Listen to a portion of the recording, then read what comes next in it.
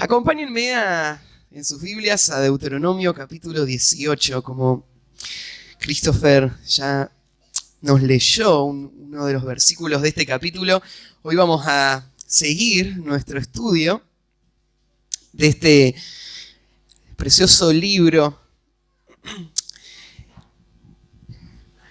Una de las verdades que estamos recordando constantemente en el estudio de Deuteronomio es que Dios había elegido este pueblo con un propósito muy especial. De todos los pueblos de la tierra, Él eligió una nación que Él la formó desde Abraham, casi muerto, dice la Biblia. Dios hizo que de él naciera un hijo y de ese hijo se diera toda esta nación. Y Dios eligió esta nación para poder mostrar su gloria en este pueblo y poder traer salvación al resto del mundo. El plan de Dios no era solo pensado en este pueblo, ellos eran el canal por el que Dios iba a traer bendición a todos los pueblos de la tierra.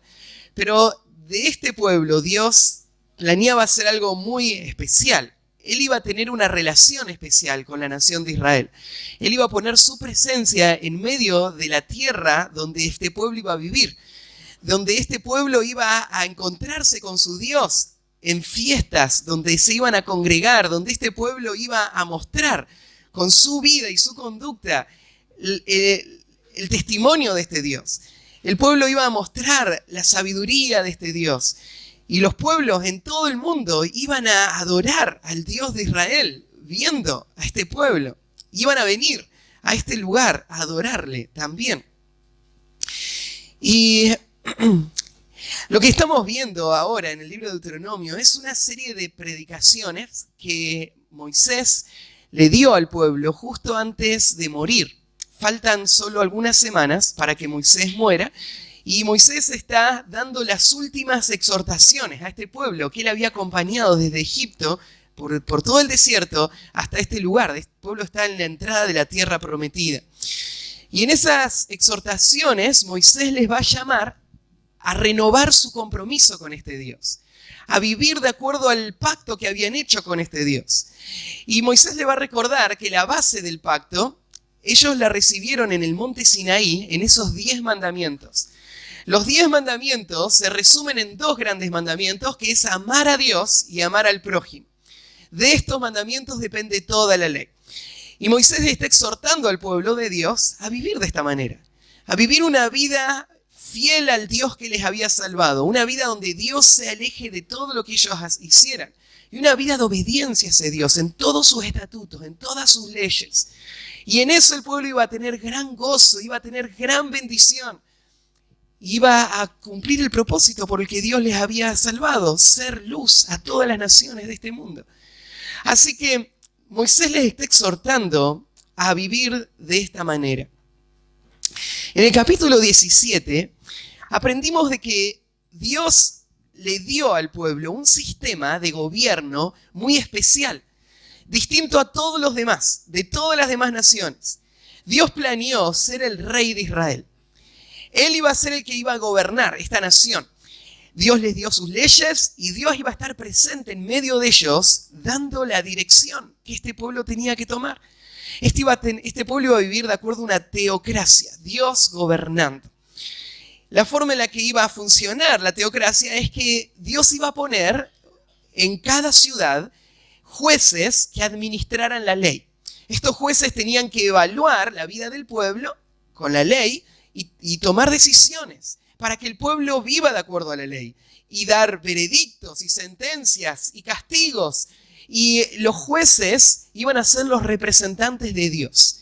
Así que en el tiempo de Israel, Dios planeó que Israel no sea una democracia como la nuestra, que no sea una monarquía donde hay un rey, que no sea un pueblo socialista donde el pueblo es visto como el gobierno final, sino que sea una teocracia, todo el pueblo sujeto a su Dios. Y Dios, como el rey perfecto, iba a guiarles a una vida de abundancia y de gozo. Pero vimos ya al final, la semana pasada, que Dios sabía de la rebeldía del pueblo. Sabía que el pueblo no se iba a contentar con tener a Dios como su rey, que el pueblo iba a querer parecerse a las demás naciones y que en algún momento el pueblo iba a pedir un rey. Así que Dios se anticipa a esto y le dice al pueblo de Israel que cuando ellos pidan rey, Él les va a permitir tener un rey, pero no cualquier rey. El rey que el pueblo iba a poner tenía que ser un rey que Dios aprobara. Tenía que dar a la medida del rey que Dios aprobaba. Y Dios le dio una serie de pautas, lo vimos la semana pasada. Solamente a este rey Dios va a aprobar. Un rey elegido por Él. Un rey que ponga en Dios toda su confianza. Un Dios que tenga en Dios todo su contentamiento. Un rey que viva para la gloria de Dios, sujeto a la ley de Dios. Este era el rey que Dios iba a aprobar. Claro, cuando Dios le dio estas leyes, Dios sabía que ningún rey humano podía cumplir con todos estos requisitos. Por eso estas leyes lo que hacen es anticipar el día en que Dios va a dar un rey que no es solo hombre, es Dios hombre. El rey futuro para la nación de Israel, el Mesías, iba a cumplir con todo esto que se da acá. Y ahí va a tener Israel una verdadera teocracia dirigida por un rey. Un gran rey, Dios en forma humana, gobernando sobre la nación para siempre. Y eso fue lo que vimos la semana pasada. Dios ordenando la vida pública de Israel, la vida social de Israel y el gobierno de todas las formas, ¿no es cierto?, en que recién explicamos. Lo que tenemos en el capítulo 18 es otro lado en cuanto al concepto del liderazgo. Porque la nación de Israel no solamente tenía líderes sociales, como estos jueces, que tenían que ser mediadores y que tenían que administrar la vida pública y la vida del pueblo de Israel. La nación de Israel también tenía líderes espirituales. La semana pasada, cuando estábamos hablando de este rey, y la anterior, cuando hablamos sobre los jueces, yo hablé de que Dios ordenó la autoridad en todos los ámbitos de la vida. Y Dios espera que todos nos sujetemos a las autoridades que Él pone sobre nosotros. Hay autoridades sociales, que son las que Dios colocó. ¿Cuáles son las autoridades sociales? Bueno, la primera autoridad social está en la primera institución y está en la familia. El primer lugar donde aprendemos lo que significa autoridad, o donde debe ser, es en el hogar. Dios le dice, hijos, obedeced a vuestros padres en todo, porque esto es justo. En el hogar hay autoridad, y Dios la puso ahí. Así que los padres son autoridad, sean espirituales o no sean espirituales. ¿Por qué son autoridad?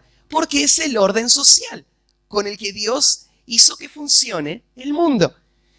Así que los padres son autoridad no por su carácter moral o ético o espiritual, son autoridad solamente por creación, por diseño eterno de Dios. Los padres son autoridad. Los hijos deben obedecer a sus padres, honrar a sus padres. No solamente los padres son autoridad, el gobierno es autoridad. En Romanos, Pablo le enseña a la iglesia en Roma a sujetarse a sus autoridades, porque fueron puestas por Dios. Y cuando Pablo le escribe eso a la iglesia en Roma, la autoridad de Roma es un hombre desquiciado, el más brutal de todos los que existieron en la historia de Roma, un emperador llamado Nerón. Y Pablo le está diciendo a la iglesia, sujétense a Nerón. No importa lo inmoral que él sea, no importa lo caprichoso que sea su gobierno, no importa lo egoísta que él sea, él es la autoridad. Dios lo puso ahí, sujétense a él. Amos, siervos, sujétense a sus amos. Empleados, sujétense a sus patrones. En la sociedad hay autoridad que no tiene que ver con lo espiritual que sean, tiene que ver con el orden con el que Dios orquestó todo esto. Y así funcionaba el pueblo de Israel. Tenía autoridad social, que eran los jueces, y en el futuro iba a ser el rey. Pero aparte de esta autoridad, hay una autoridad espiritual que Dios le dio al pueblo. Esta autoridad espiritual podríamos dividirla en tres grupos. Estaban los sacerdotes, que eran los que dirigían todas las funciones del templo. Los sacerdotes eran los hombres responsables de hacer que funcione todo el sistema de sacrificios, todas las fiestas, toda la vida religiosa de la nación de Israel estaba a cargo de los sacerdotes. Como asistente de los sacerdotes estaban los levitas, que ya estudiamos todo esto, solo estoy haciendo un repaso. Los levitas eran los descendientes de la tribu de Leví, divididos en 3 familias, 3 grupos. Y estos levitas eran los que ayudaban en todas las funciones del templo y del tabernáculo. Y en tercer lugar, como líderes espirituales de la nación de Israel, estaban los profetas. Profetas eran personas que Dios enviaba al pueblo con un mensaje de parte suya para dirigir a la nación de forma espiritual. En el capítulo que vamos a estudiar ahora, se explican estas 3 funciones. Entonces, lo que tenés en el capítulo 17 es el liderazgo social de la nación, y lo que tenés en el capítulo 18 es el liderazgo espiritual de la nación. El capítulo 18 se podría dividir en 3 partes. Hoy vamos a ver solo la primera parte. Sé que Chris no leyó un versículo más adelante, pero lo vamos a dejar para la semana que viene. Porque hay tanto para decir de estos pasajes que es mejor no correr. Así que hoy solamente vamos a ver la primera parte. La primera parte es del versículo 1 al 8, donde se va a describir al sacerdote y al levita. Y se va a explicar la responsabilidad que el pueblo tiene de sostener financieramente, económicamente, a estos líderes, a los sacerdotes y a los levitas. En el versículo 9 hasta el versículo 14 entramos al segundo tema, que tiene que ver con los profetas. Y lo primero que va a ver, vamos a verlo la semana que viene, Moisés le va a explicar al pueblo de Israel cómo el pueblo no tiene que buscar conocimiento espiritual. No lo debe buscar a través de la magia, o a través de los encantos, o a través del ocultismo. Y sí lo tiene que buscar, en el versículo 15 al 22, a través de los profetas. Y vamos a estudiar quiénes son los profetas. Cómo es que Dios hablaba al pueblo y guiaba al pueblo por medio de la predicación, por medio de la profetización. Y eso lo vamos a ver la semana que viene. Hoy solamente vamos a ver la primera parte, del versículo 1 al versículo 8, donde vamos a ver a estos primeros 2 grupos, los sacerdotes y levitas. Estos eran entonces líderes espirituales de la nación de Israel, que Dios constituyó y Dios los colocó para que tengan un lugar valioso, importante en el propósito que Dios tiene para esta nación. Esta nación tiene el fin de ser luz a todas las naciones. Y el corazón de esta nación es su vida espiritual. El corazón de esta nación es lo que pasa en ese templo. Es ese lugar de adoración. El corazón de esta nación es la sujeción a la ley de Dios. Y esto es lo que estos hombres van a hacer. Ellos van a administrar esto. Qué regalo tan precioso Dios le dio al pueblo de Israel. En tener hombres que iban a estar completamente dedicados a esta tarea. Su único propósito iba a ser vivir para lo que pasaba en ese lugar.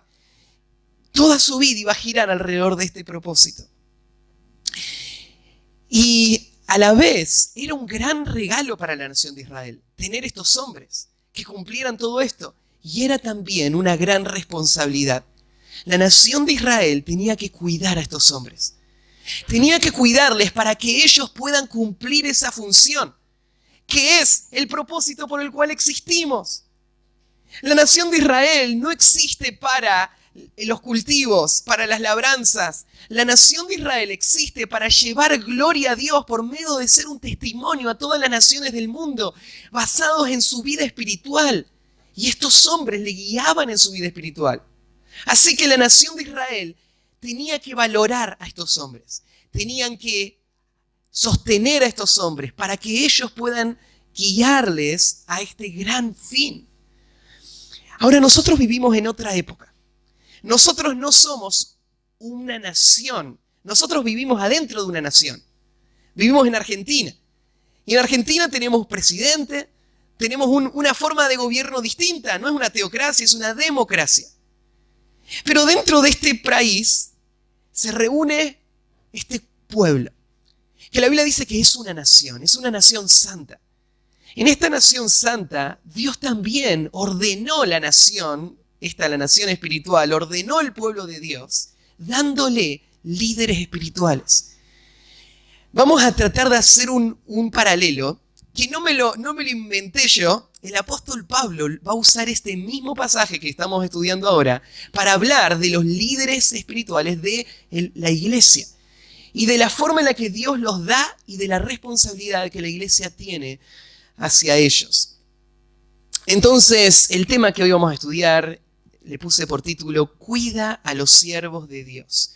Cuida a los siervos de Dios. Creo que esta expresión resume lo que Moisés le está diciendo a Israel en este momento. Ahora es un poco incómodo, piensen en Moisés. Moisés es un siervo de Dios.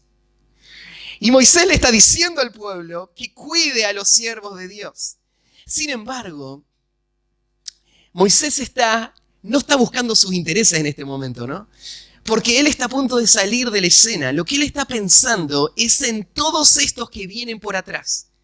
Y Moisés sabe algo: si la nación de Israel deja de valorar a los líderes espirituales, deja de sostener a los líderes espirituales, entonces esto va a traer un efecto de decadencia en la nación, donde los líderes no puedan cumplir esa función y toda la nación pierda el rumbo.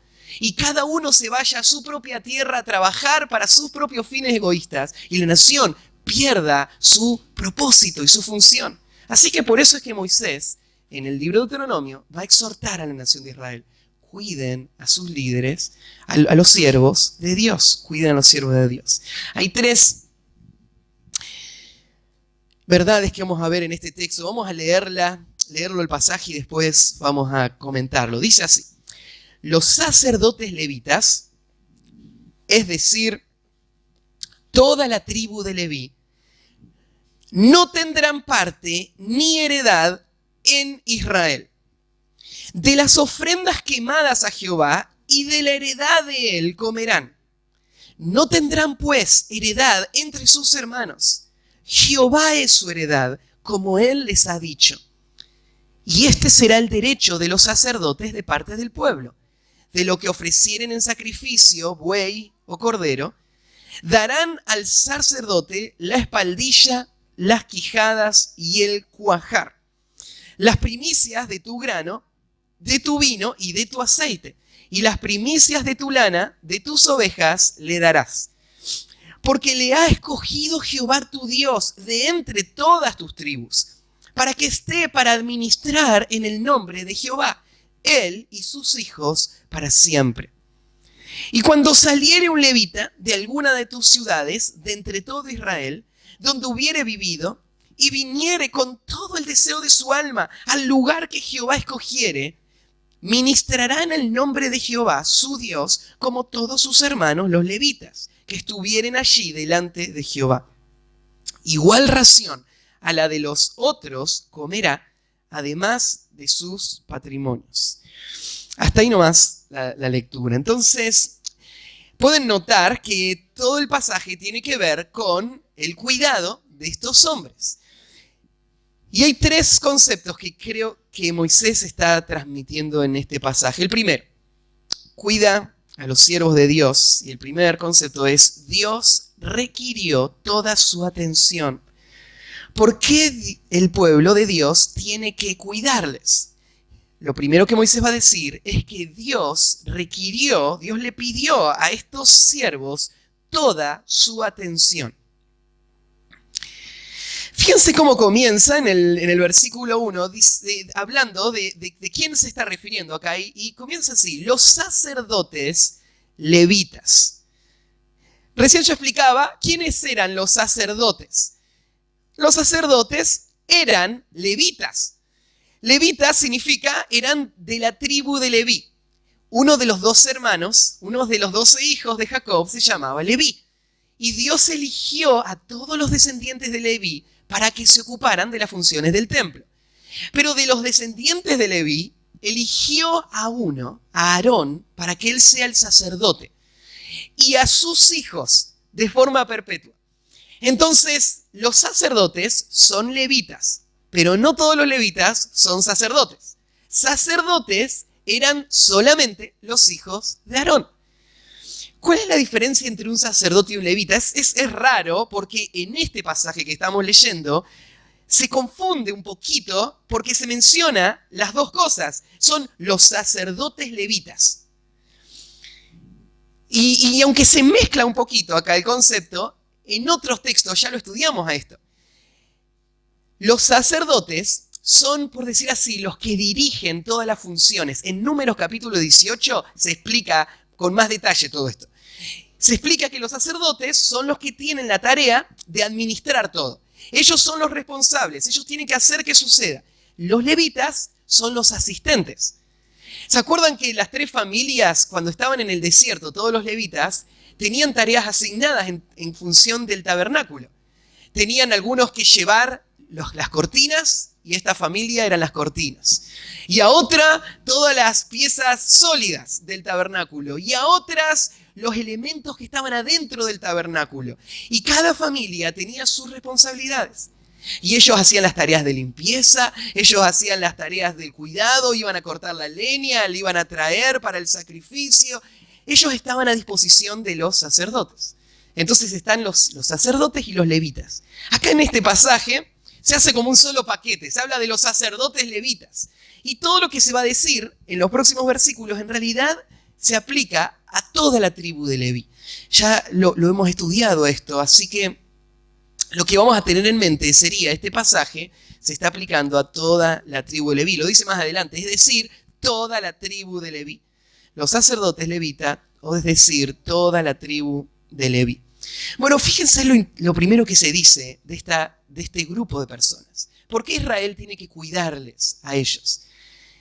Dice, los sacerdotes, es decir, toda la tribu de Leví, no tendrán parte ni heredad en Israel.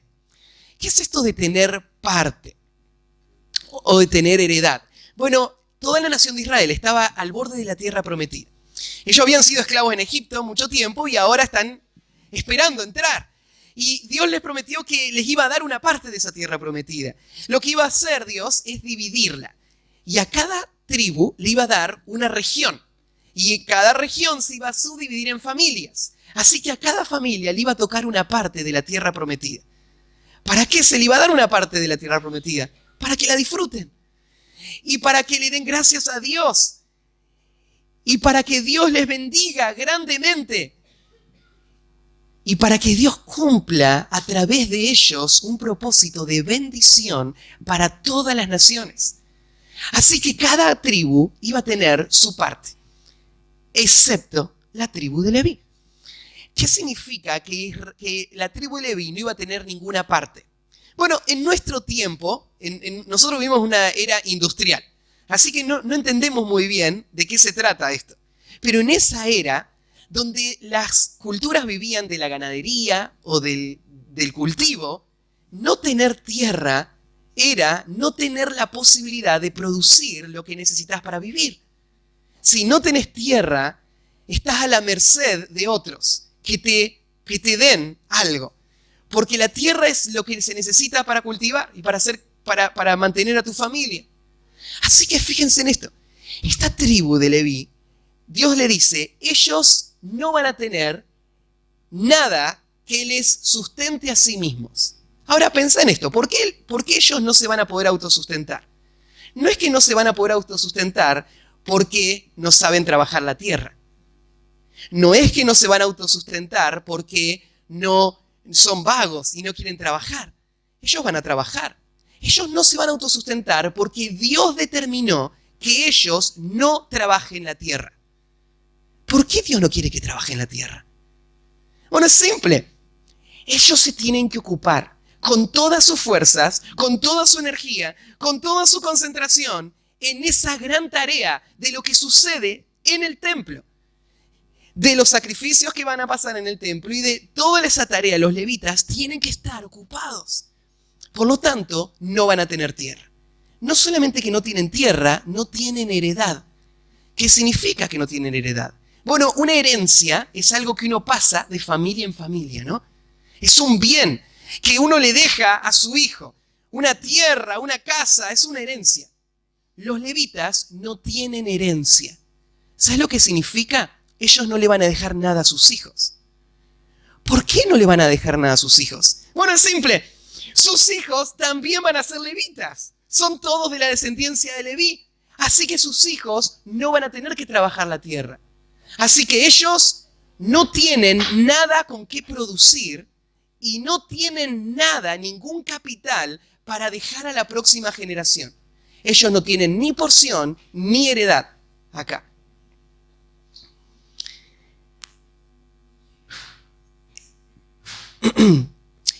Y sigue diciendo al final, entonces, como ellos no tienen ni porción ni heredad, ¿cómo van a vivir? Lo dice al final del versículo, de las ofrendas quemadas a Jehová y de la heredad de él comerán. Fíjate qué interesante. ¿De qué van a vivir estos hombres? No van a vivir de limosnas, porque la gente no es que le va a dar a ellos, pero el pueblo de Dios le va a dar a Jehová. Y Jehová le asignó a ellos lo que el pueblo le da a Jehová, para que ellos vivan de eso. Y termina diciendo, de la heredad de él. ¿De la heredad de quién? De Jehová. Entonces mira, estos levitas no van a comer de su propia heredad, porque ellos no tienen heredad. Van a comer de la heredad de Dios. Pero ¿cuál es la heredad de Dios? Toda la tierra de Canaán. Toda la tierra de Canaán, él en realidad se la asignó a sus dueños, a cada tribu de la nación de Israel. Pero el dueño real y final de todo esto es Dios. Por eso es que Dios, ser dueño de la tierra en Israel, no es ser dueño en realidad. ¿Qué es? Es tener la responsabilidad de labrar esta tierra, cultivarla, para mi propio sostén y para los propósitos de Dios.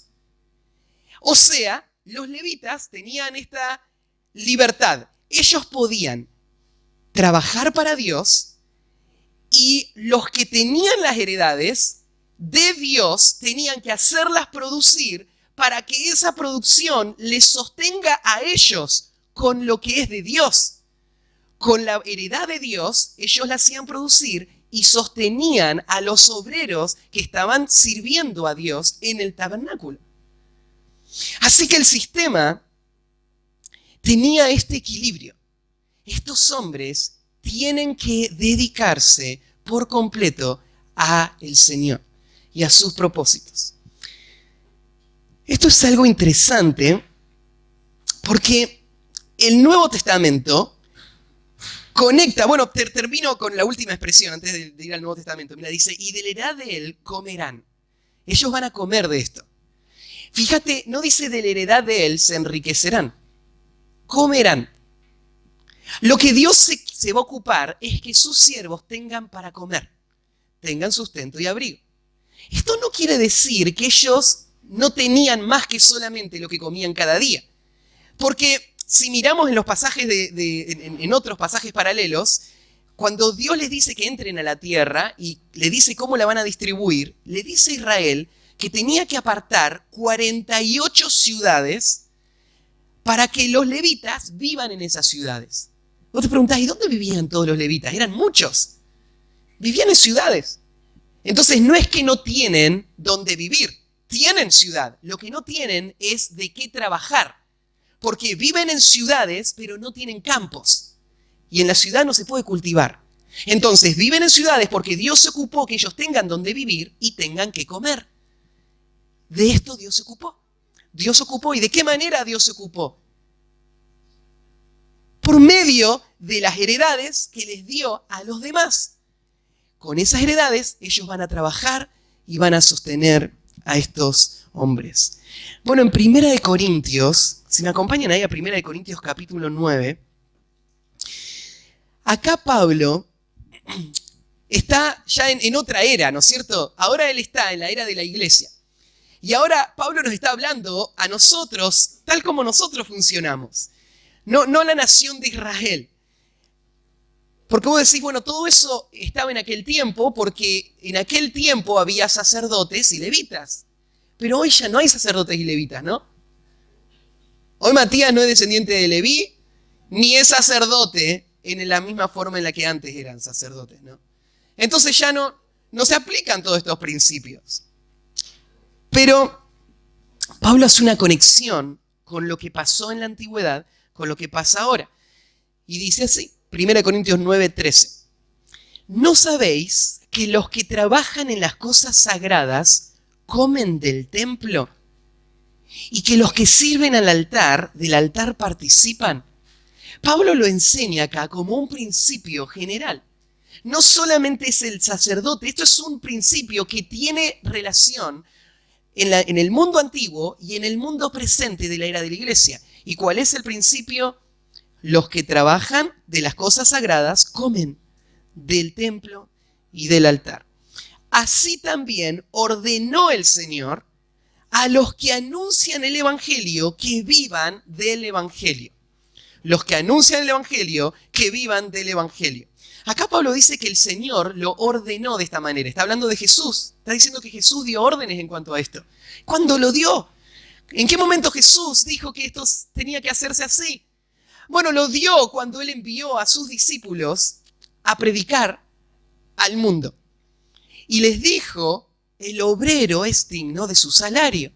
Le dijo que no lleven nada para el camino. Le dijo que cuando llegaban a una casa, que en esa casa le atiendan y que coman todo lo que le den.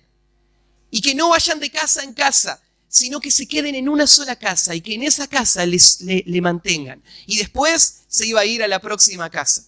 El Señor lo estableció en el tiempo que Él vivió acá en la tierra. Y Pablo toma este principio y lo traslada y dice, esta debe ser la norma. La norma es esta, los que anuncian el Evangelio, que vivan del Evangelio. Entonces vos decís, pero yo tengo que predicar el Evangelio también, ¿no?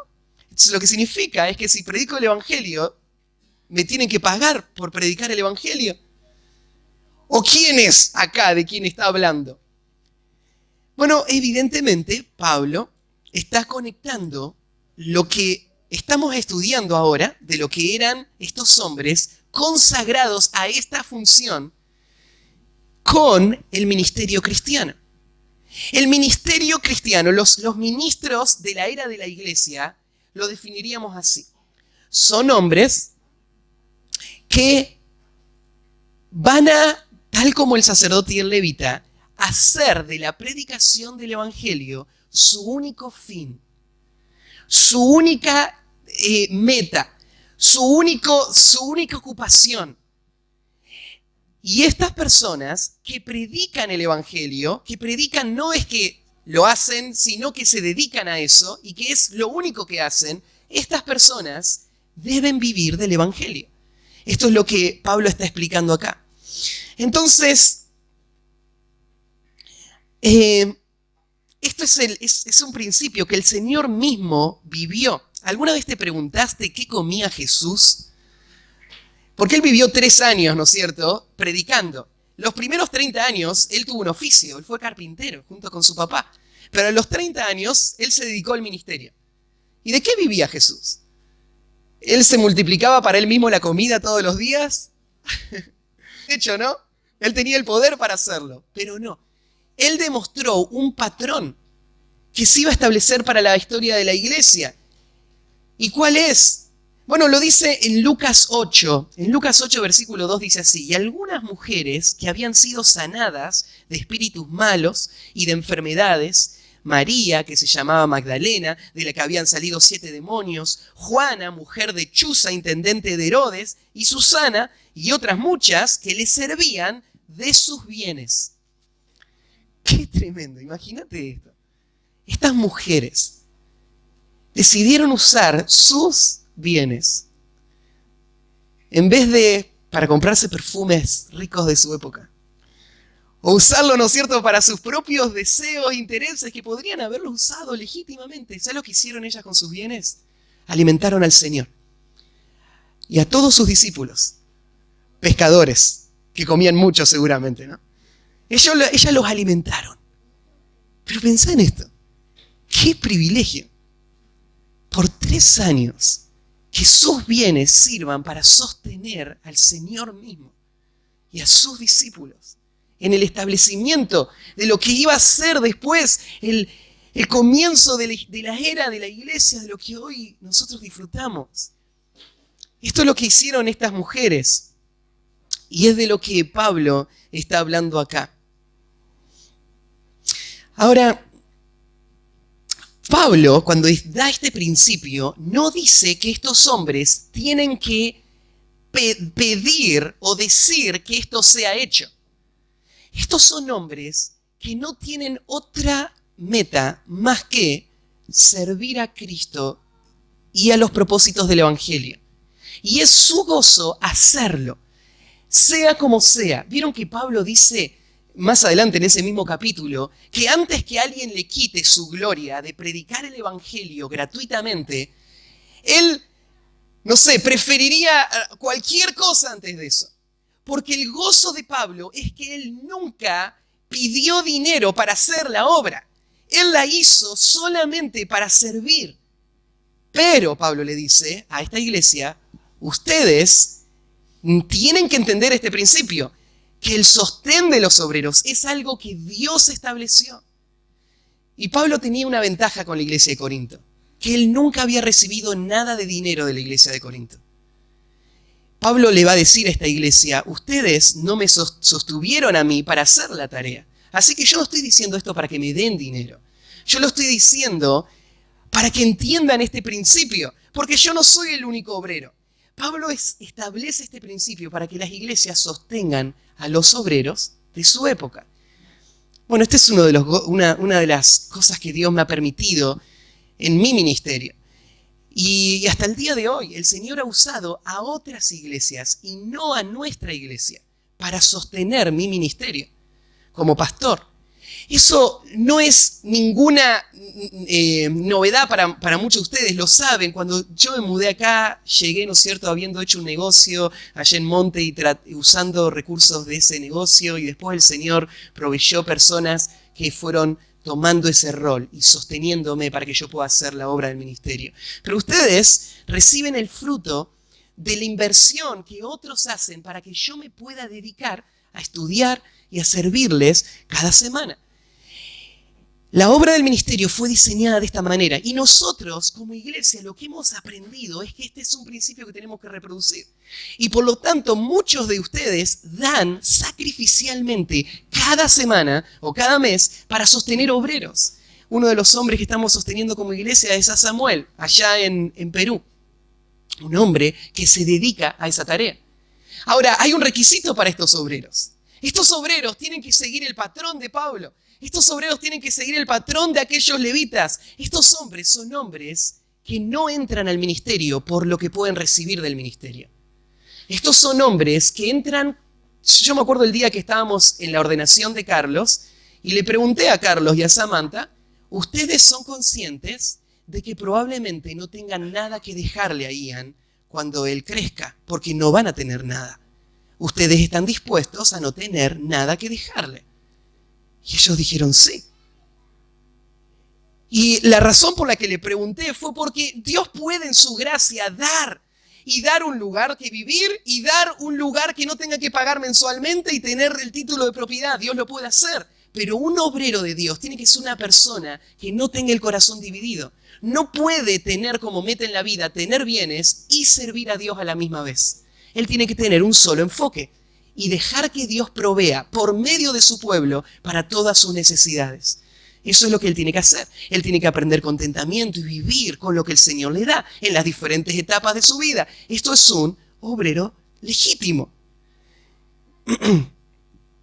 Entonces, fíjense el versículo 2, si vuelven ahí a Deuteronomio 18, estos hombres requiere Dios de ellos toda su atención. Toda su atención. Y le dice, no van a tener heredad, no van a tener parte. ¿Por qué? Versículo 2. No tendrán pues heredad entre sus hermanos. Jehová es su heredad, como él les ha dicho. Jehová es su heredad. Su parte, lo que ellos desean, lo que ellos buscan, lo que ellos quieren alcanzar, su confianza, su sostén, su provisión, es Jehová. Así como lo es el trabajo para una persona que está enfocada en ese trabajo, para el siervo de Dios es Jehová. Jehová es la fuente del sostén. Jehová es la herencia que le voy a dejar a mis hijos. Jehová es mi porción y mi heredad. Es Él. En Él encuentro contentamiento y gozo.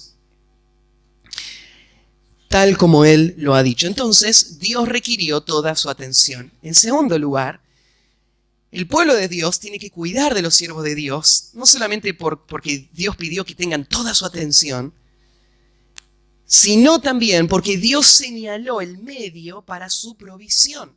Dios señaló el medio para su provisión. Quiero decir un paréntesis.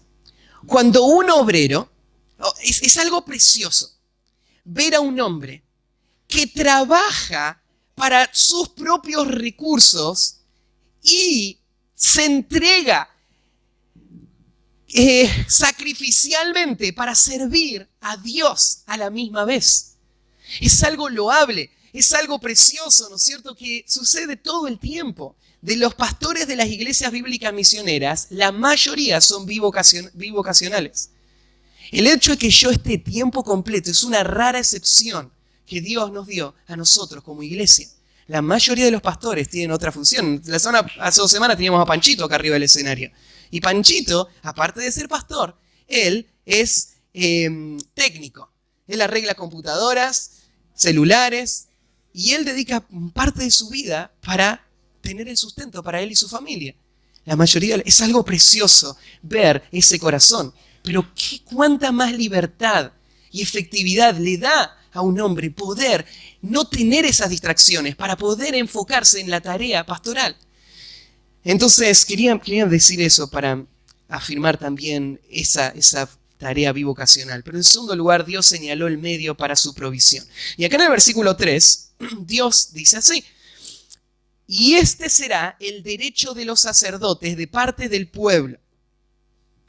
Acá usa una expresión, este va a ser el derecho. La palabra derecho en realidad es la misma palabra que apareció antes de la palabra porción. Esta va a ser la porción, esta va a ser la provisión que Dios le va a dar para que ellos tengan lo necesario para vivir.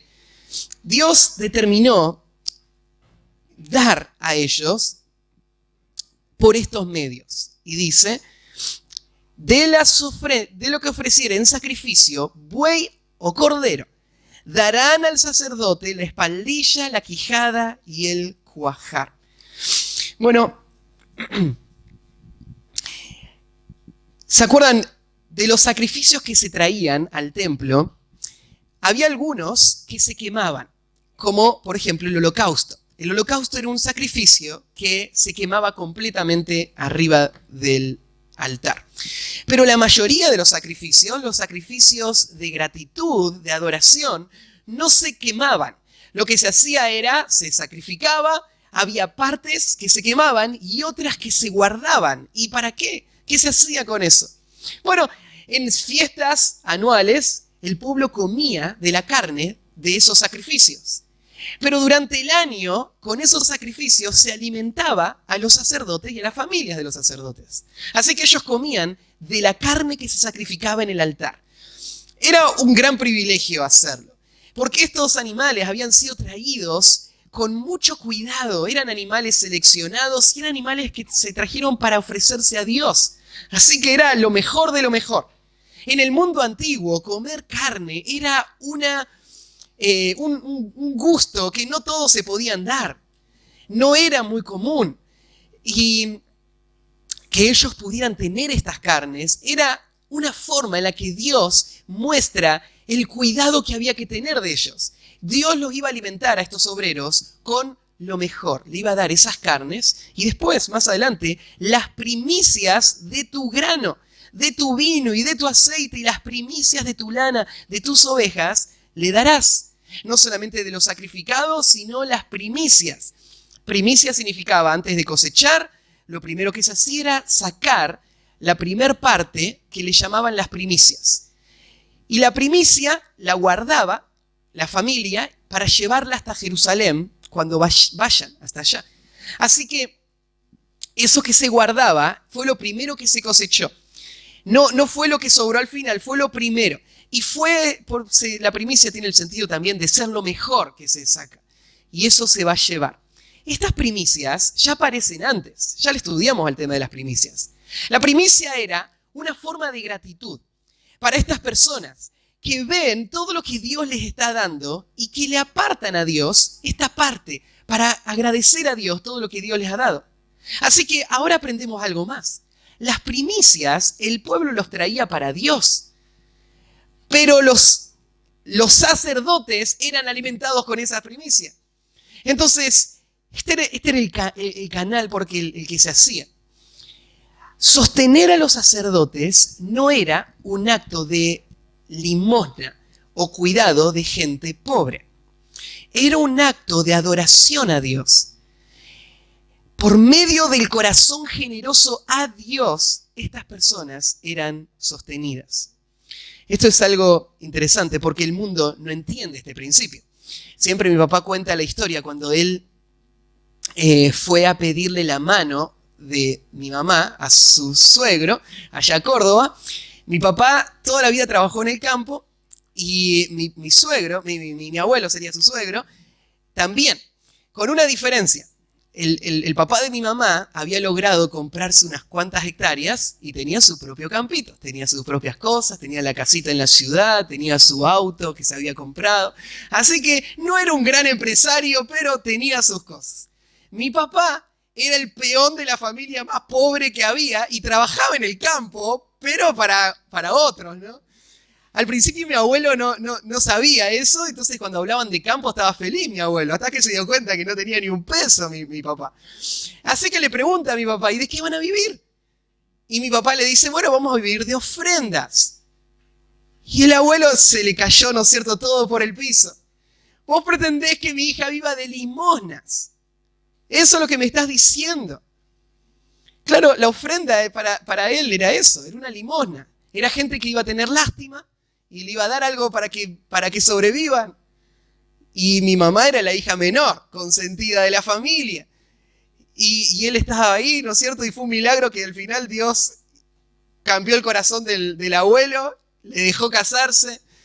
Y vivieron así, mis padres. Mi papá fue un hombre muy esforzado. Los primeros 15 años que él sirvió con mi mamá, y después con nosotros, a Dios, él allá en Monte trabajaba en el campo. Él ahí en Palabra de Vida él administraba toda la parte del campo, los cultivos, las vacas. Y ahí en Palabra de Vida le permitían hacer también trabajos para él mismo. Y de ese mismo campo tener sus ingresos. Y él trabajaba, vendía vacas, compraba vacas, hacían cultivos para poder sostener a nuestra familia y poder pagar el combustible del colectivo que salía todos los fines de semana y poder pagar a los alumnos para que puedan tener para comer en las iglesias donde iban. Por 15 años Dios lo usó así, él trabajó. Teníamos perritos en casa también, teníamos 3 cocker y esa era la tarea nuestra cuando fuimos creciendo, cuidar a los perritos porque vendíamos los perritos cuando crecían. Así que había 2 hembritas y un machito y tenían cachorritos y después se vendían los cachorritos y eso era parte del sustento. Bueno, un día fue una gran decepción, yo me olvidé la puerta abierta justo cuando la perrita estaba en celo y terminó yéndose con otro perrito coalunque y terminaron, ¿no es cierto?, perdiendo toda la producción de perritos. Terrible era para nuestra familia, porque era el sustento, de eso vivíamos. Y Dios esa semana permitió que por primera vez una iglesia, no de acá, de nuevo con mis padres Dios quiso usar iglesias de otros lugares para sostenerles. Y una iglesia quiso empezar a dar un dinero cada mes para que nuestra familia tenga para sus gastos. Y a partir de ahí, Dios fue haciendo una transición hasta el día de hoy que ustedes ven que mis padres pueden servir sin tener que trabajar. Esto fue un regalo de la gracia de Dios. Ahora, este fue el camino que Dios usó con nuestra familia. Vuelvo a decir lo que dije antes. El siervo de Dios es una persona que va a hacer lo que haga falta hacer para poder servir a Dios. Y va a estar dispuesto a vivir en el nivel de vida que Dios le dé para vivir. Pero el pueblo de Dios es llamado a ellos con este mandato. el que anuncia el Evangelio debe vivir del Evangelio. Entonces, este cuidado que el pueblo de Dios debía tener de ellos, dándoles, era suficiente. Dios planeó que ellos tengan lo necesario para vivir. Pero el pueblo de Dios, como siempre, en todas las formas, ¿no es cierto?, no seguían los principios de Dios. Y esto traía muchas consecuencias. Hubieron varios momentos en la historia de Israel donde se ve este cuadro. El templo abandonado, el sistema de adoración, ¿no es cierto?, abandonado completamente, porque el pueblo no estaba siendo cuidadoso de estos hombres. Uno de los casos, anoté dos casos. El primero es el caso de Nehemías. ¿Se acuerdan? Esdras había ido a reedificar el templo después de que fue todo destruido. Dios permitió que vuelva Esdras a reedificar el templo de Jerusalén. Se había reedificado el templo y tiempo después Dios permitió que Nehemías venga a Jerusalén a reedificar las paredes. Ya estaba el templo, estaba todo ahí. Dios había permitido que se asiente un grupo de personas, pero la cosa estaba difícil. Aunque Jerusalén ya había sido reedificada, estaba desierta. Y la gente no estaba viviendo adentro de la ciudad, estaban dispersos por los campos. Y había pobreza, había necesidad. Así que en tiempo de necesidad y tiempo de pobreza, lo más natural es que cada uno piense en sí mismo.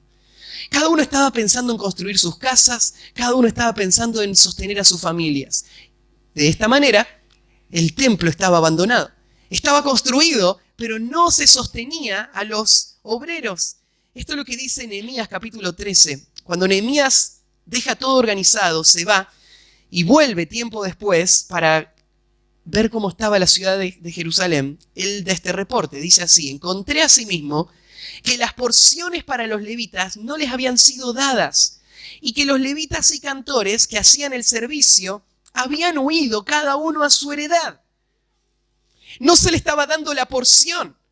Entonces, todos los que hacían funcionar la vida del templo, ¿qué iban a hacer? Lo que hicieron, cada uno huyó. ¿De quién huyó? ¿Huyó de algún enemigo? ¿Huyó de la muerte? ¿Huyó del hambre? Porque ellos no tienen nada, ¿no es cierto? Ellos necesitan vivir y entonces cada uno escapó y estaban buscando cómo vivir. Entonces respondí a los oficiales y dije: ¿por qué está la casa de Dios abandonada? Y los reuní y los puse en sus puestos. Y todo Judá trajo el diezmo del grano, del vino y del aceite a los almacenes. Y puse por mayordomos de ellos al sacerdote Selemías, al escriba Sadoc, de los levitas a Pedaías, y al servicio de ellos a Anán, hijo de Zacur, hijo de Matanías, porque eran tenidos por fieles y ellos tenían que repartir a sus hermanos. Nehemías vuelve a organizar todo para que se cuide a estos obreros, para que las funciones del templo se vuelvan a activar. Algo parecido pasó también en el tiempo de Ezequías, en 2 de Crónicas 31. Ezequías va a liderar un gran avivamiento y parte del avivamiento tuvo que ver con reorganizar al pueblo para que el pueblo sostenga a estos obreros. Es que si nosotros dejamos nuestro corazón libre, va a tender hacia cada uno mirando por sus propios intereses, a olvidarnos de los propósitos de la nación, a olvidarnos del cuidado de estos que fueron llamados por Dios para tomar esta función en el servicio espiritual del pueblo. Así que dice ahí cómo debía ser hecho. En el versículo 5 cierra esta idea dándonos la razón por qué Dios hizo que el pueblo dé este dinero o estos bienes a estos obreros. Versículo 5. Porque le ha escogido Jehová tu Dios de entre todas tus tribus, para que esté para administrar en el nombre de Jehová, él y sus hijos para siempre. El punto acá es la elección de estos hombres para esta función. Ser un sacerdote o ser un levita no estaba abierto al público, ¿no? Estaba dirigidos por Dios. Él había elegido a esa tribu y él había elegido a los sacerdotes. Esta función el ser que fue elegida por Dios, la razón por la que sostiene a estos obreros no es por la iniciativa de cada uno, es por la guía de Dios. Dios dijo que así se tenía que hacer. Así que cuando estos obreros eran sostenidos, el pueblo de Israel no tenía que pensar que le estaba pagando un sueldo al sacerdote para que sea el sacerdote. No tenía que pensar que le estaba pagando un sueldo al levita para que junte madera. Él no le estaba pagando un sueldo. Dios le había elegido para esa función y le había dicho a Israel que financie esa función. Israel lo hacía en obediencia a Dios y estas personas lo hacían por elección de Dios. Esto es lo que se suele desvirtuar, ¿no es cierto?, a la hora de pensar en el sostén de obreros. Nosotros no le estamos pagando un sueldo a Samuel. Nosotros estamos cumpliendo una responsabilidad que el Señor nos dio de sostener a sus obreros para que ellos hagan la obra a la cual Él les ha llamado. ¿Y cómo sabemos que Dios eligió a Samuel para esta obra? Bueno, ¿se acuerdan todo el proceso de ordenación que hicimos con Samuel? ¿Que hicimos con Carlos? ¿Para qué hicimos todo ese proceso de ordenación? Fue para saber si Dios le había elegido para ser un obrero suyo. Porque los obreros de Dios tienen ciertos requisitos que tenemos que observar. Cuando uno cumple con todos esos requisitos, lo que uno dice es, Dios le eligió. Y como Dios le eligió, nosotros tenemos que sostenerle. Porque Él no es solamente una persona que está actuando en su propia iniciativa, es una persona que fue puesta por Dios para esta función. Y nuestra tarea es acompañarle. Es en base a la elección de estas personas que Dios les dio. ¿Y cuál es la tarea que ellos hacían? Ellos administraban o, en otras versiones, ministraban, servían al pueblo de Dios. Bueno, Dios le da en estos versículos que acabamos de leer exactamente lo que el pueblo tenía que darle a ellos, a estos líderes. Esta lista que aparece acá es muy importante. Lo que acabamos de leer le sirvió en el futuro a Israel para tener un equilibrio. Porque esta lista protege de dos problemas.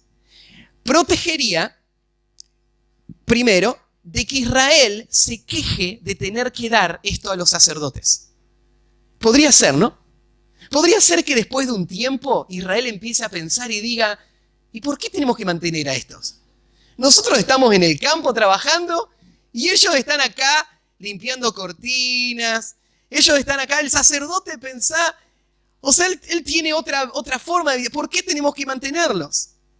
Es más, imagínate una familia de levitas que empieza a tener hijos y vos pensás, otro hijo va a tener, otro para sostener, ¿no es cierto? Otro para mantener. La queja podía llegar. ¿Y hasta cuándo los tenemos que mantener? Toda la vida. Y cuando sean viejitos estos y ya no puedan servir, ¿qué vamos a hacer? Vamos a tener que seguir manteniendo a estos hombres. Ya no van a estar cargando carga. Pues ¿se acuerdan que los levitas cargaban cargas solamente hasta los 60? Era, ¿no? Ya me olvidé. No me acuerdo el dato. Ya lo pasamos a este principio. Los levitas después de esa época ya no cargaban más cargas. Como si los tenemos que seguir manteniendo. Pero vos no lo estás manteniendo porque le estás pagando un sueldo. Vos lo estás manteniendo porque Dios lo eligió como levita para cumplir esa función. Entonces, no hay razón para quejarse. Es tu responsabilidad dar para sostener a estos obreros. Y después estaba el otro problema, el problema de que estos hombres quieran aprovecharse de esto. Y quieran sacar más de lo justo. Que este es el problema que vos sabés que hay en nuestro tiempo, mucho. Este es el pasaje que cualquier pastor que quiera aprovecharse de este texto, todas las falsas iglesias que hay dando vuelta por ahí, el pastor diría, ven, al pastor hay que darle todos los diezmos. Entonces el pastor diga, las ofrendas son para la iglesia, los diezmos son para el pastor. Pero tengo una noticia, el pastor no es el sacerdote. Todo esto ya terminó. El principio no se aplica de forma directa. Hay una verdad general, pero claro, vemos cómo se abusan hoy de esto, ¿no? Y vemos que estos pastores no viven como los levitas, que no tenían heredad. Tienen muchas heredades, tienen la casa en la playa, acá en Miami tienen el avión privado, ¿no es cierto? Y con todo eso, ellos viven para su propio fin. Y sus hijos viven de toda esa abundancia. Entonces, claro, todo esto es el abuso que pretende frenar esto. Cuando hombres quieran más que solamente lo que Dios les dio, entonces tienen que ser señalados como avaros. Y como avaro ya no puede estar en el ministerio. Si hay un hombre que quiere más de lo que Dios le dio, él es un avaro. El pueblo de Israel sufrió esto mucho. Uno de los casos clásicos son los hijos de Elí. ¿Se acuerdan en 1 Samuel, capítulo 2? Los hijos de Elí eran hombres que eran hijos del sacerdote, y sacerdotes por lo tanto, y que ellos, cuando llegaban a traer los sacrificios, sacaban más de lo que les era permitido. Mientras se estaba cocinando el sacrificio, agarraban unos ganchos, y todo lo que ese gancho sacaba, Dios lo sacó para sí mismo, decían, ¿no? Y es más, decían, miren, les vamos a sacar las partes del sacrificio antes de que lo cocinen, porque es mejor para nosotros. Y el que venía a traer el sacrificio decía, no, pero yo lo quiero ofrecer a Dios, después sacalo. Él decía, no, así como está. Y la razón era porque le sacaban la carne y la vendían. Y era un gran negocio lo que estos hombres estaban haciendo. Y deshonraban a Dios, deshonraban el templo, generaban un mal testimonio en toda la nación. Entonces, cuando un hombre está esperando más de lo que Dios le da, este hombre no puede estar en el ministerio. Estos pasajes sirven para proteger el cuidado y para guardar de la avaricia de estos hombres. Entonces, primer principio, Dios requirió toda su atención. Segundo, Dios señaló el medio para su provisión. Y el tercero, Dios respaldó el deseo de consagración. Hay que cuidar a estos hombres porque Dios respaldó el deseo de consagración de ellos. El versículo 6 nos presenta una situación un poco rara a primera vista. Porque dice, y cuando saliere un levita de alguna de tus ciudades, de entre todo Israel, donde hubiere vivido y viniere con todo el deseo de su alma al lugar que Jehová escogiere, ministrará en el nombre de Jehová. Así que acá vos te pones a pensar en algo, pero espera, yo pensé que todos los levitas estaban en el templo, sirviendo. Pero no es así. No todos los levitas estaban en el templo. La mayoría de los levitas estaban en sus ciudades. ¿Y qué hacían en sus ciudades? Servían a Dios. ¿De qué manera servían a Dios? Bueno, no tenemos todos los detalles, pero estos eran líderes espirituales que servían en medio de la nación, repartidos y desparramados por diferentes lugares, sirviendo a las necesidades espirituales de la nación. Así que la imagen que te tenés que hacer acá en el versículo 6 es esta. Todos los levitas de toda la nación de Israel eran sostenidos con los diezmos de Israel. Esto lo dice en Deuteronomio capítulo 14, versículo 28 y 29. En ese versículo dice así, ya estudiamos los diezmos y dice, al final de cada 3 años sacarás todo el diezmo de tus productos de aquel año y lo guardarás en tus ciudades. Y vendrá el levita que no tiene parte ni heredad contigo, y el extranjero, el huérfano y la viuda que hubiera en tus poblaciones, y comerán y serán saciados para que Jehová tu Dios te bendiga en toda obra que tus manos hicieran. Entonces funcionaba así el sistema. Los levitas estaban en 48 ciudades desparramadas por toda la nación de Israel. Estaban bien distribuidas para que ellos puedan servir en sus círculos espiritualmente a todos el pueblo de Israel. ¿Y cómo vivían? Bueno, cada 3 años toda la nación hacía un diezmo especial. Ya explicamos, había 3 diezmos en la nación de Israel. Una vez cada 3 años juntaban el diezmo de todo y lo guardaban en almacenamientos. En esos almacenamientos, con lo que se guardaba ahí, comían todos los levitas que vivían en esa zona y vivían de estos diezmos. Lo que tenemos acá es un levita que dice, yo no quiero vivir en esta ciudad y servir solamente en estas formas necesarias, pero hay algo más. Yo lo que quiero es estar en la casa de Dios. Yo lo que quiero es mudarme a Jerusalén y vivir al lado del templo. Y quiero estar ahí cerca de donde suceden todos los sacrificios. Yo quiero eso. Y de eso está hablando este versículo. Cuando saliere un varón levita de alguna de tus ciudades, de entre todo Israel, donde hubiere vivido, y viniere, él va a venir. ¿A dónde va a venir? Va a venir a Jerusalén. Va a venir al lugar donde está el tabernáculo, el templo o el tabernáculo en ese momento. Va a venir a servir ahí. Pero fíjate cómo va a venir. Va a venir con todo el deseo de su alma. Qué frase tan interesante. ¿Qué es lo que está moviendo a este hombre? ¿Qué es lo que le mueve a este hombre a dejar el lugar donde nació, dejar el lugar donde creció, dejar el lugar donde tiene su casa y mudarse a otro lugar, a donde está la casa de Dios, para servir en ese lugar a Dios? Lo que le mueve, dice acá, es el deseo. Deseos. ¿Sabes que los deseos de nuestra vida son muy importantes? Al final del día, los deseos que vos tenés son los que te dirigen. Lo quieras aceptar o no, tus deseos son los que van a terminar moviendo tus decisiones. ¿Qué es lo que deseas? Este hombre desea. ¿Pero qué desea? Hay algo que desea que le mueve a este lugar. Bueno, lo que desea es lo que dice el Salmo 84. Miren el Salmo 84, versículo 1, se los leo. Dice así. Cuán amables son tus moradas, oh Jehová de los ejércitos. Anhela mi alma y aún ardientemente desea los atrios de Jehová. Mi corazón y mi carne cantan al Dios vivo.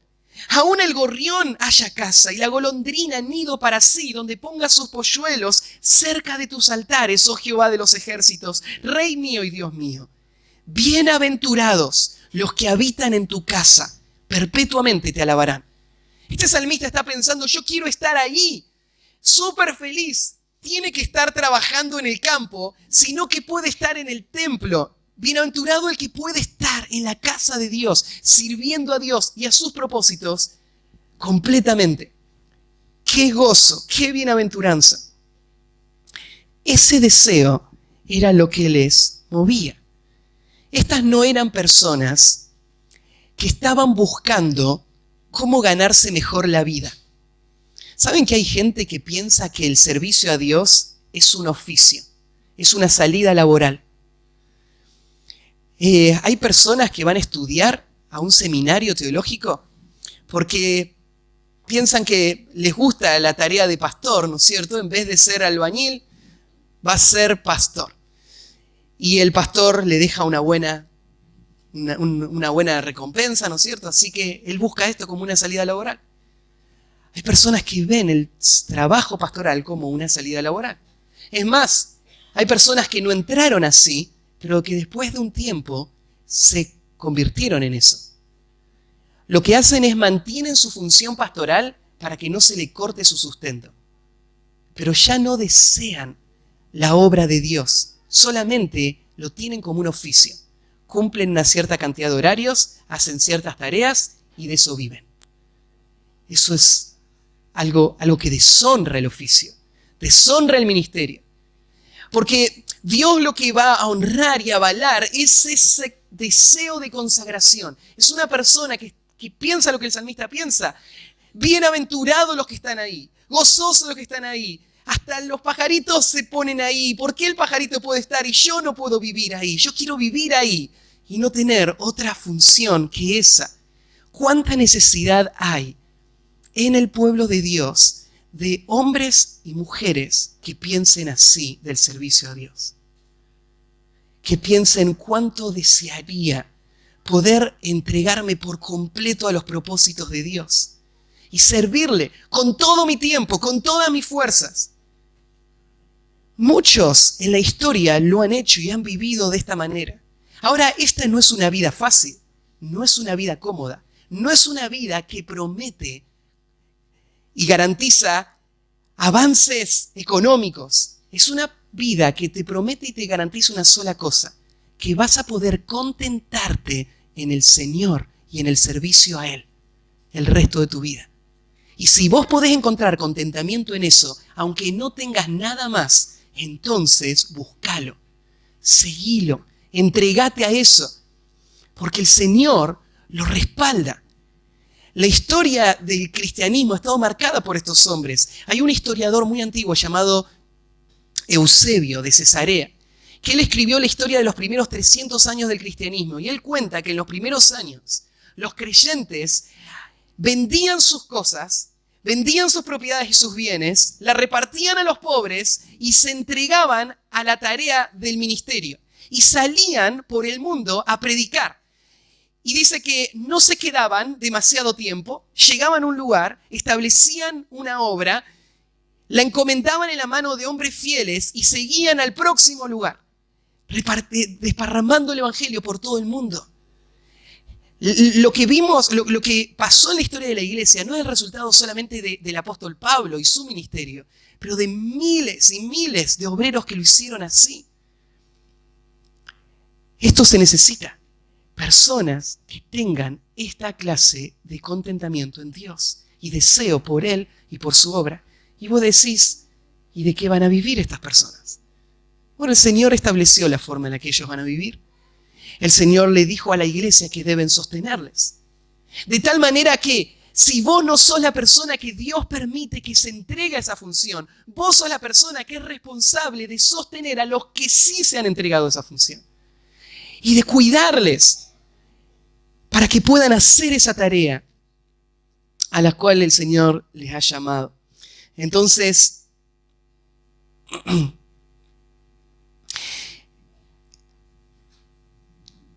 el versículo 7 dice, Él va a ministrar en el nombre de Jehová su Dios, como todos sus hermanos, los levitas, que estuvieren allí delante de Jehová. Claro, cuando él llegaba a Jerusalén, ahí en Jerusalén había personas ya trabajando hacía mucho tiempo. Estaban los hijos de los hijos de los hijos de los levitas sirviendo, ya estaban acomodados en sus funciones. Y él llega acá y dice, ¿y ahora qué hago yo? ¿Y quién sos vos? Lo podrían haber empujado, ¿no es cierto?, a un costado. Y Dios dice, no, él es un levita. El hecho de que no haya crecido acá no quiere decir que él no tiene el derecho de aspirar a servir en el templo. Entonces, ¿qué es lo que hay que hacer? Bueno, él va a entrar y va a servir junto con todos los demás. Y no solo va a servir, en el versículo 8, igual ración a los demás, a la de los otros comerá, además de sus patrimonios. Se le va a dar, se va a repartir todo en formas iguales. Lo que este hombre va a hacer, vos decís, pero espera, el levita ya era sostenido. ¿Él qué comió todos estos años? Comió del diezmo. Claro, pero al mudarse a Jerusalén, ahora, aparte de comer del diezmo, también come de los sacrificios que se hacen en ese lugar, en ese templo. Igual que los sacerdotes.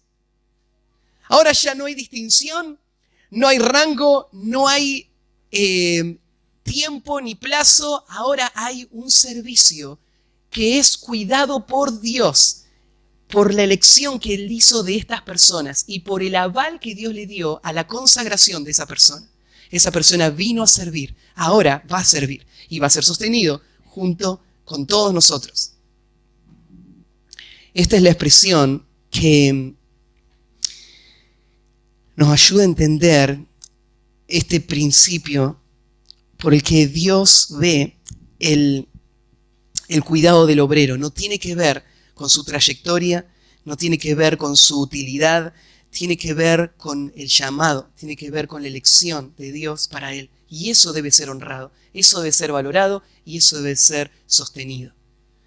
Por eso es que Pablo, por ejemplo, siendo una figura visible, probablemente hubiese sido fácil para él recaudar recursos. Él era el fundador de iglesias, él era el gran apóstol. Pero Pablo muchas veces no tuvo muchos recursos, porque él rehusó pedir dinero para su ministerio. Hubieron iglesias fieles que le sustentaron, pero cuando no había iglesias fieles que le sustenten, ¿saben lo que hacía Pablo? Volvía a trabajar. Estas manos me han servido, dice, ¿no?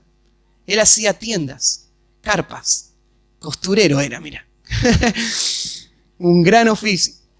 Y él armaba esas tiendas y las vendía. Y con eso vivía. Pero no solamente él vivía. ¿Se acuerdan de una frase interesante? Para lo que a mí, yo necesitaba y para los que estaban conmigo. estas manos me han sido útiles.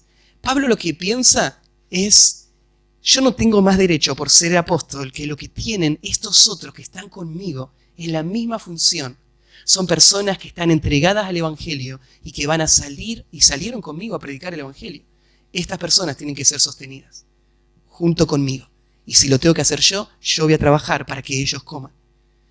Esta es la responsabilidad que pesa sobre la iglesia, sobre todos, aún sobre los líderes de la iglesia, el ocuparse de cuidar de los obreros. Quiero poner un punto ahí, porque ahí termina la exposición de este pasaje. Esto significa el pasaje que acabamos de leer, pero quiero hacer una aplicación final a la vida de nuestra iglesia que va un pasito más allá de lo que este pasaje está diciendo por sí mismo. Y quiero ir al Nuevo Testamento, si me acompañan a Filipenses capítulo 4 y cerrar con esto. Filipenses capítulo 4. Versículo 10. Vamos a leer. Dentro de la historia, de la vida de la iglesia, el Nuevo Testamento hace esa conexión, la que acabamos de leer. La conexión es que el pueblo de Dios debe sostener a los obreros de Dios. ¿Pero a qué obrero de Dios? Por ejemplo, si yo vengo a barrer en la iglesia, me tendrían que pagar por eso que hago. ¿Cuáles son las tareas que deben ser recompensadas por la iglesia o que deben ser sostenidas? Bueno, recuérdense, no son tareas recompensadas. Es un llamado obedecido y una responsabilidad frente a ese llamado, ¿sí? Entonces, ¿cuál es la función? Bueno, en el Nuevo Testamento aparecen dos funciones que tienen que ser sostenidas. La primera función aparece en 1 Timoteo 5, 17 y 18, que dice así: los ancianos que gobiernan bien sean tenidos por dignos de doble honor, mayormente los que trabajan en predicar y enseñar. Pues la Escritura dice, no pondrás bozal al buey que trilla, y digno es el obrero de su salario. 1 Timoteo 5, 17 y 18. ¿Qué es lo que enseña Pablo acá? Los ancianos. ¿Qué líder espiritual? Bueno, el anciano, esta función, a quien llamamos pastor, o anciano, o obispo, es la misma función, con diferentes términos. A esta persona se le debe sostener. Y especialmente, dice, a los que trabajan en predicar y enseñar. Y a ellos se le debe tener por digno de doble honor. O sea, esta expresión de doble honor tiene que ver con la generosidad con la que se va a sostener a esta persona. Porque de esa manera esta persona no va a tener bozal, no va a tener frenos para poder desarrollar el llamado que Dios le dio. Él no lo va a usar o no lo debe usar para enriquecerse. Si él lo hace, entonces caería en la avaricia. Y si la avaricia es un patrón, él tiene que salir del ministerio pastoral, ¿sí? Pero si él está usando sus recursos para la gloria de Dios, para la obra de Dios, entonces hay que darle los recursos para que pueda hacer a esa tarea. La segunda función, que debe ser sostenida, está acá en Filipenses. En el caso de Pablo lo vemos. Está en otros textos también, y es el texto de los misioneros. Ahí en tercera de Juan habla de personas que salieron por amor del nombre sin esperar nada de los gentiles. O sea, estos son como los levitas. Son personas que no están buscando establecer su vida económica. Ellos salieron abandonando todo eso para poder servir en la causa, salir a predicar el evangelio. Y por lo tanto, dice tercera Juan, nosotros debemos sostener a tales personas. Es nuestra responsabilidad sostener a los misioneros. Entonces, ¿a quién debe sostener la iglesia? Debe sostener económicamente a pastores y misioneros. ¿Qué es un misionero? Un misionero es una persona que sale fuera del entorno de su iglesia para servir a la causa de la extensión del evangelio por medio de fundar iglesias o fortalecer iglesias o entrenar líderes que funden iglesias. Ese es un misionero. Y a esos tenemos que sostener.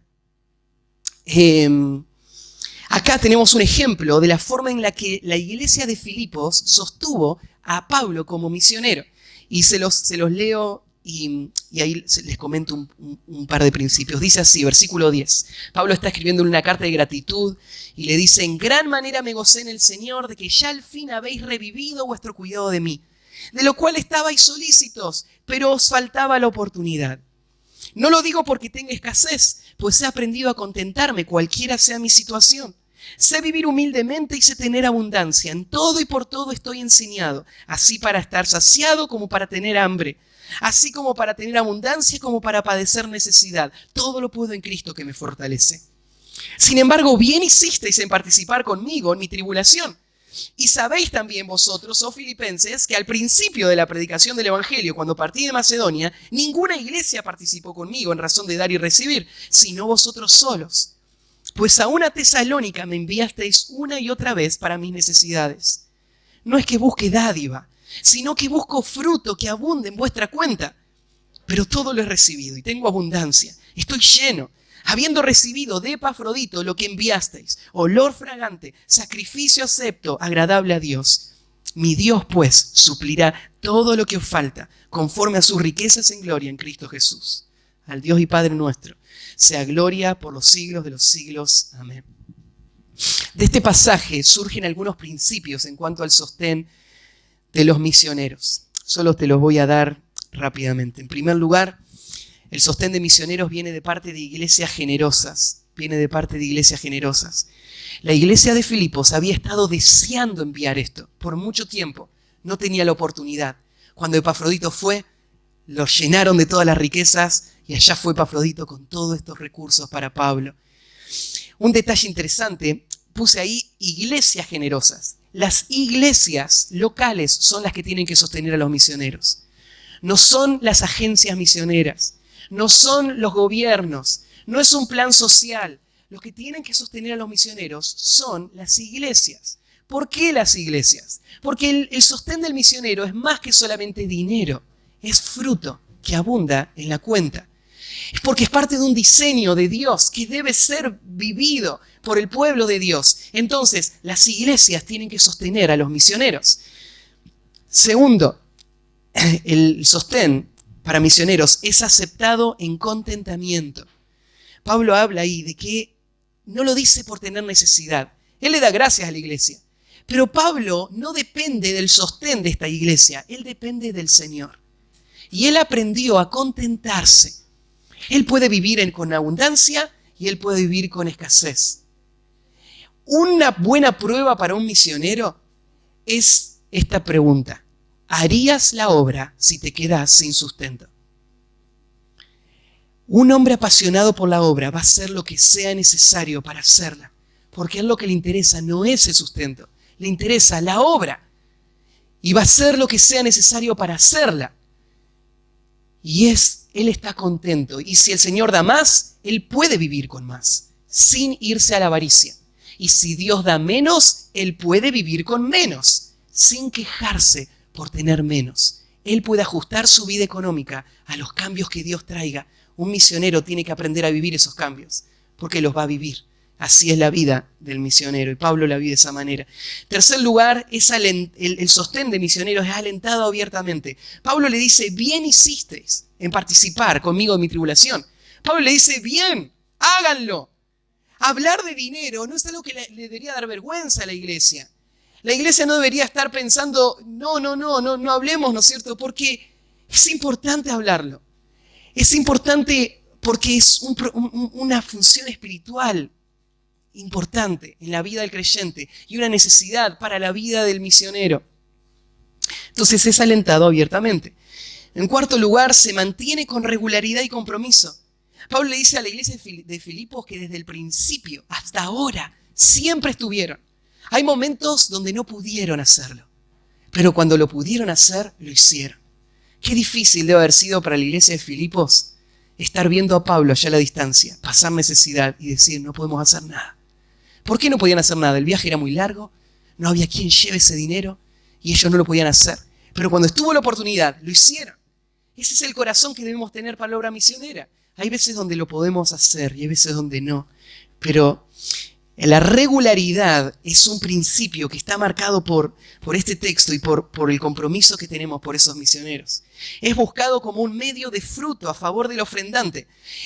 El sostén de misioneros es buscado para que haya fruto. ¿Por qué debemos dar a los misioneros? ¿Por qué deberíamos mandarle dinero a un misionero si habría una organización con mucho dinero que lo puede sostener?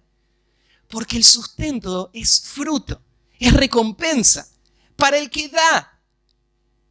Dios puede hacer la obra sin nuestro sustento, pero Dios nos enriquece por medio de nuestro sustento, con fruto eterno. El sustento es agradecido por el que lo recibe. Cuando un misionero recibe el sustento, es su responsabilidad agradecerlo. Y es lo que Pablo dice, ¿no es cierto? Él le da gracias a la iglesia. ¿Por qué? Porque la gratitud es un paso previo a lo que viene después. El versículo 20 es el último principio. La ofrenda tiene como fin la gloria de Dios. Al final de todo, ¿por qué damos? Damos como fin para la gloria de Dios. Porque al dar, Dios es glorificado en ese dar. Dios muestra su cuidado de este siervo y ese siervo se alegra y le da gracias a Dios. Y nosotros, por medio de nuestra ofrenda, estamos haciendo que el nombre de Dios sea exaltado por ese misionero y sea exaltado por todos los que ven el cuidado que tenemos de ese misionero. Y al final del día, Dios es glorificado por este diseño, el cuidado de su pueblo, de sus siervos por medio de su pueblo.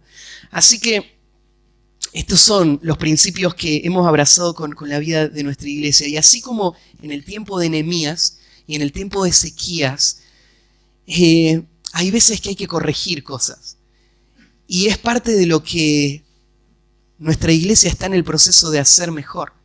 Queremos corregir cosas, queremos ser más diligentes en el cuidado de los siervos de Dios, porque esto lleva gloria a Dios, porque esto trae fruto para nuestra vida espiritual.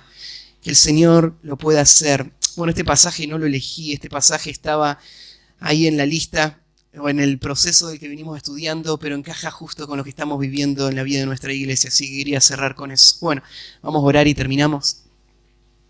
Padre, gracias por la claridad de tu palabra, gracias Señor por la forma en la que tú diriges nuestra iglesia en medio de este gran propósito que tenemos como pueblo de Dios, llevarte gloria a ti y llevar tu nombre hasta lo último de la tierra. Señor, levanta muchos más con ese mismo deseo de consagrarse al servicio a ti. No para encontrar un lugar más cómodo para ellos. No porque como no les va bien en el mundo de los negocios se quieren dedicar al ministerio, sino hombres que están apasionados por el servicio a ti. Hombres que quieren vivir para tu gloria, están dispuestos a abandonar todas las búsquedas de este mundo para edificar tu reino. Señor, te pido que levantes estos obreros y te pido por nuestra iglesia y por cada uno de nosotros. Danos, Señor, esa convicción y esa responsabilidad por el cuidado de estos hombres también. En el nombre de Cristo Jesús. Amén.